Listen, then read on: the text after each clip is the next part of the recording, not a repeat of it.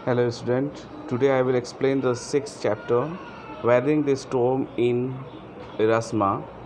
और ये जो स्टोरी है ये उड़ीसा के एक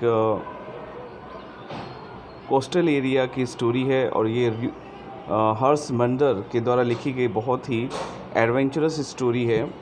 जब एक साइक्लोन 1919 में हिट करता है 1999 में हिट करता है उड़ीसा के कोस्टल एरिया को, क्या वहाँ पे प्रॉब्लम फेस करना पड़ता है।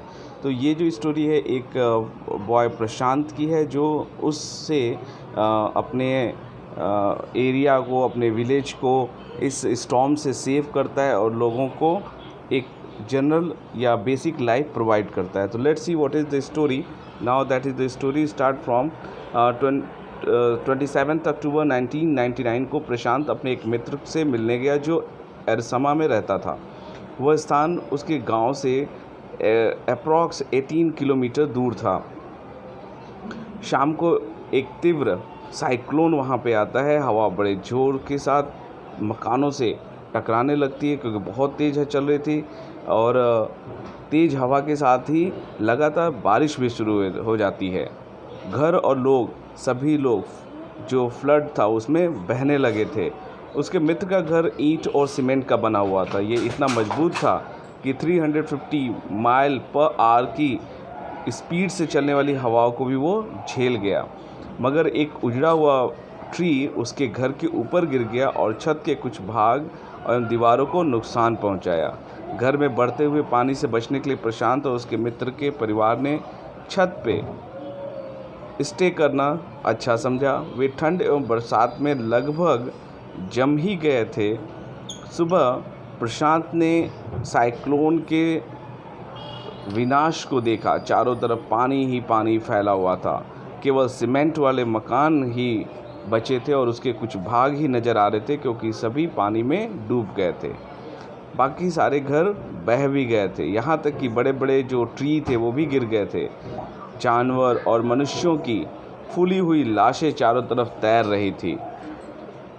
साइक्लोन इतना तगड़ा था कि उससे जो ओशन में जो लहरें बनी थी वो 36 घंटे तक चलने वाली थी। 2 दिनों के बाद तो बारिश बंद हुई और बरसात का पानी धीरे धीरे अब उतरने लगा था। प्रशांत को अपने फैमिली की चिंता होने लगी थी। उसने एक लंबी सी छड़ी ली और अपने गांव की ओर 18 किलोमीटर लंबी एवं मुश्किल यात्रा शुरू की।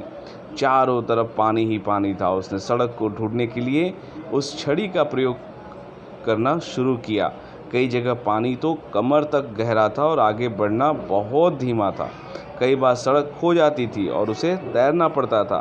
कुछ दूर जाने के बाद उसे अपने चाचा जी के 2 मित्र मिल गए। उन्होंने मिलकर आगे बढ़ने का फैसला लिया। उन्हें पानी पर तैरती हुई जो ह्यूमन बॉडी थी उसे धकेल के आगे बढ़ना पड़ा। वहाँ dogs, goats and other kettles की जो डेड बॉडी थी वो भी पड़ी थी। वे जिस भी गांव से गुजरते थे वहाँ मुश्किल से ही कोई घर ठीक ठाक उन्हें नज़र आता था। उसे डर था कि उसका परिवार उस साइक्लोन में जीवित है या मर गया।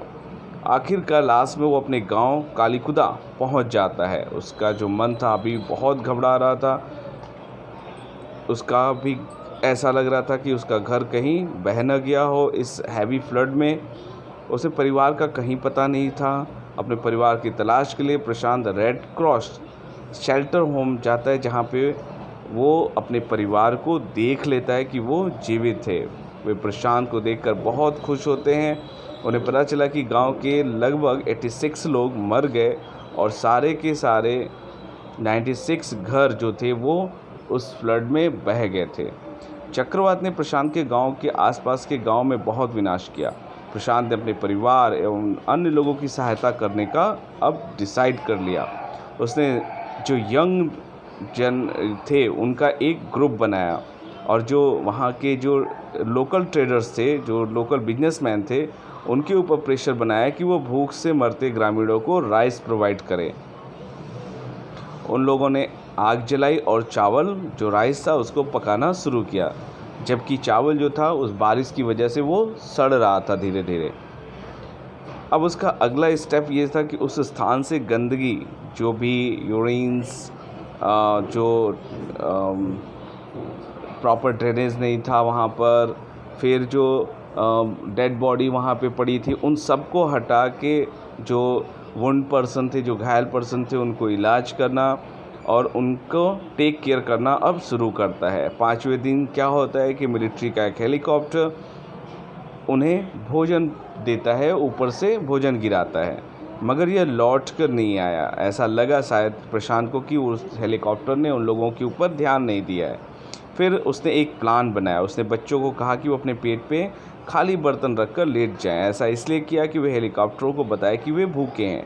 यह योजना काम कर गई और उसके बाद हेलीकॉप्टर ने नियमित रूप से वहाँ पर भोजन गिराना शुरू कर दिया।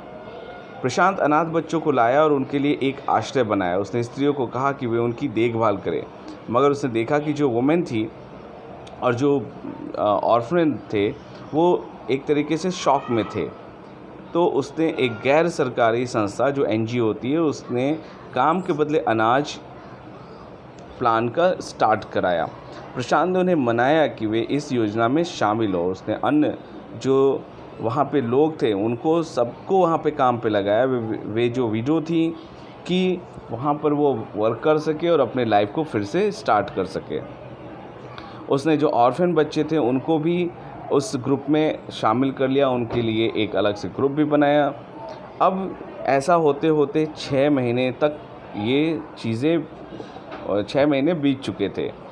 अब देखा जा रहा था कि इस साइक्लोन ने कितना बड़ा इफ़ेक्ट डाला है लोगों के ऊपर। तो साइक्लोन ने लोगों के लाइफ के ऊपर, लोगों के थिंकिंग के ऊपर भी बहुत गहरा प्रभाव डाला था।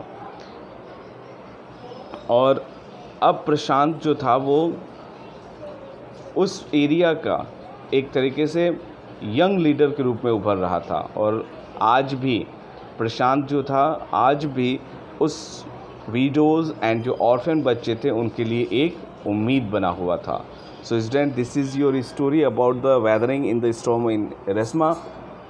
Read properly. I hope you understand. Thank you.